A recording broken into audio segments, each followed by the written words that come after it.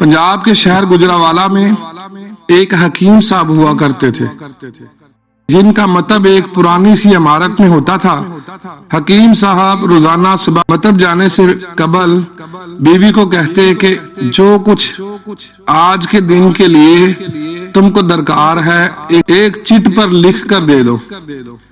بیوی لکھ کر دے دیتی، آپ دکان پر آ کر سب سے پہلے وہ چٹ کھولتے۔ بیوی نے جو چیزیں لکھی ہوتی ان کے سامنے ان چیزوں کی قیمت درج کرتے، پھر ان کا ٹوٹل کرتے، پھر اللہ سے دعا کرتے کہ یا اللہ میں صرف تیرے ہی حکم کی تعمیل میں تیری عبادت چھوڑ کر یہاں دنیا داری کے چکروں میں آ بیٹھا ہوں، جو ہی تو میری آج کی مطلوبہ رقم کا بندوبست کر دے گا میں اسی وقت یہاں سے اٹھ جاؤں گا۔ اور پھر یہی ہوتا، کبھی صبح کے 9:30 کبھی 10 بجے حکیم صاحب مریضوں سے فارغ ہو کر واپس اپنے گاؤں چلے جاتے۔ ایک دن حکیم صاحب نے دکان کھولی، رقم کا حساب لگانے کے لیے چٹ کھولی، ان کا دماغ گھوم گیا۔ ان کو اپنی آنکھوں کے سامنے تارے چمکتے ہوئے نظر آ رہے تھے، لیکن جلد ہی انہوں نے اپنے اعصاب پر قابو پا لیا۔ آٹے، دال وغیرہ کے بعد بیگم نے لکھا تھا بیٹی کے جہیز کا سامان۔ کچھ دیر سوچتے رہے، چیزوں کی قیمت لگانے کے بعد جہیز کے سامنے لکھا یہ اللہ کا کام ہے، اللہ ہی جانے۔ 1-2 مریض آئے ہوئے تھے، ان کو حکیم صاحب دوائی دے رہے تھے۔ اسی دوران ایک بڑی سی کار ان کے مطب کے سامنے آ کر رکی۔ حکیم صاحب نے کار یا صاحب کار کو کوئی خاص توجہ نہ دی، کیونکہ کئی کاروں والے ان کے پاس آتے رہتے تھے۔ دونوں مریض دوائی لے کر چلے گئے۔ وہ سوٹڈ بوٹڈ صاحب کار سے باہر نکلے اور سلام کر کے بینچ پر بیٹھ گئے۔ حکیم صاحب نے کہا کہ اگر آپ نے اپنے لیے دوائی لینی ہے تو ادھر سٹول پر آ جائیں تاکہ میں آپ کی نبض دیکھ لوں، اور اگر کسی مریض کی دوائی لے کر جانی ہے تو بیماری کی کیفیت بتائے۔ وہ صاحب کہنے لگے حکیم صاحب میرا خیال ہے آپ نے مجھے پہچانا نہیں۔ پہچان بھی کیسے سکتے ہیں، کیونکہ میں 15-16 سال بعد آپ کے مطب میں داخل ہوا ہوں۔ آپ کو گزشتہ ملاقات کا احوال سناتا ہوں، پھر آپ کو ساری بات یاد آ جائے گی۔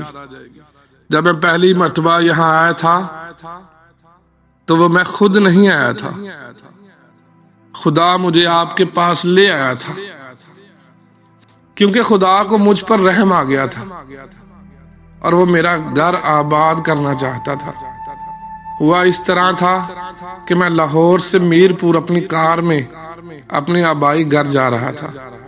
عین آپ کی دکان کے سامنے ہماری کار پنکچر ہو گئی۔ ڈرائیور کار کا پہیہ اتار کر پنکچر لگوانے چلا گیا۔ آپ نے دیکھا کہ میں گرمی میں کار کے پاس کھڑا ہوں، آپ میرے پاس آئے اور آپ نے مطب کی طرف اشارہ کیا اور کہا کہ ادھر آ کر کرسی پر بیٹھ جائیں، اندھا کیا چاہے 2 آنکھیں۔ میں نے آپ کا شکریہ ادا کیا اور کرسی پر آ کر بیٹھ گیا۔ ڈرائیور نے کچھ زیادہ ہی دیر لگا دی تھی۔ ایک چھوٹی سی بچی بھی یہاں آپ کی میز کے پاس کھڑی تھی اور بار بار کہہ رہی تھی چلے نا، مجھے بھوک لگی۔ آپ اسے کہہ رہے تھے بیٹی تھوڑا صبر کرو، ابھی چلتے ہیں۔ میں نے یہ سوچ کر کہ اتنی دیر سے آپ کے پاس بیٹھا ہوں، مجھے کوئی دوائی آپ سے خریدنی چاہیے تاکہ آپ میرے بیٹھنے کو زیادہ محسوس نہ کریں۔ میں نے کہا حکیم صاحب میں 5-6 سال سے انگلینڈ میں ہوتا ہوں۔ انگلینڈ جانے سے قبل میری شادی ہو گئی تھی، لیکن ابھی تک اولاد کی نعمت سے محروم ہوں۔ یہاں بھی بہت علاج کیا اور وہاں انگلینڈ میں بھی، لیکن ابھی قسمت میں مایوسی کے سوا اور کچھ نہیں دیکھا۔ آپ نے کہا میرے بھائی توبہ استغفار پڑھو، خدا را اپنے خدا سے مایوس نہ ہو، یاد رکھو اس کے خزانے میں کسی شے کی کمی نہیں۔ اولاد، مال، اسباب اور غمی، خوشی، زندگی، موت، ہر چیز اسی کے ہاتھ میں ہے۔ کسی حکیم یا ڈاکٹر کے ہاتھ میں شفا نہیں ہوتی اور نہ ہی کسی دوا میں شفا ہوتی ہے۔ شفا اگر ہوتی ہے تو اللہ کے حکم سے ہوتی ہے، اولاد دینی ہے تو اسی نے دینی ہے۔ مجھے یاد ہے آپ باتیں کرتے جا رہے تھے، ساتھ ساتھ پوڑیاں بنا رہے تھے۔ تمام دوائیاں آپ نے 2 حصوں میں تقسیم کر کے 2 لفافوں میں ڈال دی۔ پھر مجھ سے پوچھا کہ آپ کا نام کیا ہے؟ میں نے بتایا کہ میرا نام محمد علی ہے۔ آپ نے ایک لفافے پر محمد علی اور دوسرے پر بیگم محمد علی لکھا۔ پھر دونوں لفافے ایک بڑے لفافے میں ڈال کر دوائی استعمال کرنے کا طریقہ بتایا۔ میں نے بے دلی سے دوائی لے لی کیونکہ میں تو صرف کچھ رقم آپ کو دینا چاہتا تھا، لیکن جب دوائی لینے کے بعد میں نے پوچھا کتنے پیسے، آپ نے کہا بس ٹھیک ہے۔ میں نے زیادہ زور ڈالا تو آپ نے کہا کہ آج کا کھاتا بند ہو گیا۔ میں نے کہا مجھے آپ کی بات سمجھ نہیں آئی۔ اسی دوران وہاں ایک اور آدمی آ چکا تھا۔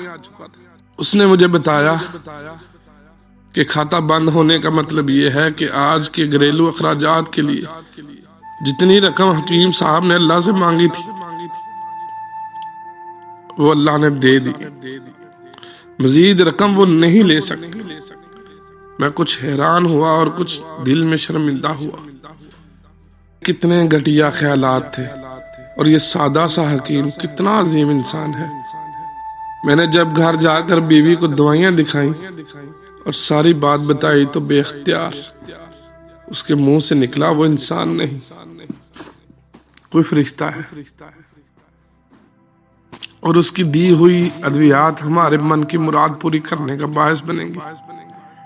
حکیم صاحب آج میرے گھر میں 3 پھول اپنی بہار دکھا رہے ہیں۔ ہم میاں بیوی ہر وقت آپ کے لیے دعا کرتے رہتے ہیں۔ جب بھی پاکستان چھٹی آیا، کار ادھر روکی لیکن دکان کو بند پایا، اور کل دوپہر بھی آیا تھا، آپ کا مطلب بند تھا۔ ایک آدمی پاس ہی کھڑا ہوا تھا، اس نے کہا کہ اگر آپ کو حکیم صاحب سے ملنا ہے تو آپ صبح 9 بجے لازماً پہنچ جائیں، ورنہ ان کے ملنے کی کوئی گارنٹی نہیں۔ اس لیے آج میں سویرے سویرے آپ کے پاس آ گیا۔ محمد علی نے کہا کہ جب 15 سال قبل میں نے یہاں آپ کے مطب میں آپ کی چھوٹی بیٹی دیکھی تھی تو میں نے بتایا تھا کہ اس کو دیکھ کر مجھے اپنی بھانجی یاد آ رہی ہے۔ حکیم صاحب، ہمارا سارا خاندان انگلینڈ سیٹل ہو چکا ہے، صرف ہماری ایک بیوہ بہن اپنی بیٹی کے ساتھ پاکستان میں رہتی ہے۔ ہماری بھانجی کی شادی اس ماہ کی 21 تاریخ کو ہونا تھی۔ اس بھانجی کی شادی کا سارا خرچ میں نے اپنے ذمہ لیا تھا۔ 10 دن قبل اسی کار میں اسے میں نے لاہور اپنے رشتہ داروں کے پاس بھیجا کہ شادی کے لیے اپنی مرضی کی جو چیز چاہیے خرید دے۔ اسے لاہور جاتے ہی بخار ہو گیا، لیکن اس نے کسی کو نہ بتایا۔ بخار کی گولیاں ڈسپرین وغیرہ کھاتی اور بازاروں میں پھرتی رہی۔ بازار میں پھرتے پھرتے اچانک بے ہوش ہو کر گری۔ وہاں سے اسے ہسپتال لے گئے۔ وہاں جا کر معلوم ہوا کہ اس کو 106 ڈگری بخار ہے اور یہ گردن توڑ بخار ہے۔ بے ہوشی کے عالم میں ہی اس جہان فانی سے کوچ کر گئی۔ اس کے فوت ہوتے ہی نہ جانے کیوں مجھے اور میری بیوی کو آپ کی بیٹی کا خیال آیا۔ ہم میاں بیوی نے اور ہماری تمام فیملی نے فیصلہ کیا ہے کہ ہم اپنی بھانجی کا تمام جہیز کا سامان آپ کے ہاں پہنچا دیں گے۔ شادی جلد ہو تو اس کا بندوبست خود کریں گے، اور اگر ابھی کچھ دیر ہے تو تمام اخراجات کے لیے رقم آپ کو نقد پہنچا دیں گے. آپ نے نہ نہیں کرنی, آپ اپنا گھر دکھا دیں تاکہ سامان کا ٹرک وہاں پہنچایا جا سکے. حکیم صاحب حیران و پریشان یوں گویا ہوئے, محمد علی صاحب آپ جو کچھ کہہ رہے ہیں مجھے سمجھ نہیں آ رہا, میرا اتنا دماغ نہیں ہے. میں نے تو آج صبح جب بیوی کے ہاتھ کی لکھی ہوئی چٹ یہاں آ کر کھول کر پڑھی تو مرچ مسالے کے بعد جب میں نے یہ الفاظ پڑھے, بیٹی کے جہیز کا سامان, تو آپ کو معلوم ہے میں نے کیا لکھا. آپ خود یہ چٹ دیکھیں ذرا. محمد علی صاحب یہ دیکھ کر حیران رہ گئے کہ بیٹی کے جہیز کے سامان کے سامنے لکھا ہوا تھا یہ کام اللہ کا ہے, اللہ ہی جانے.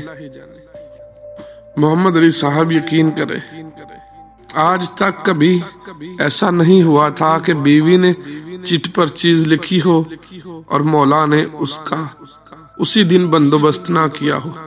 واہ مولا واہ, تو عظیم ہے, تو کریم ہے. آپ کی بھانجی کی وفات کا صدمہ ہے, لیکن اس کی قدرت پر حیران ہوں کہ وہ کس طرح اپنے معجزے دکھاتا ہے.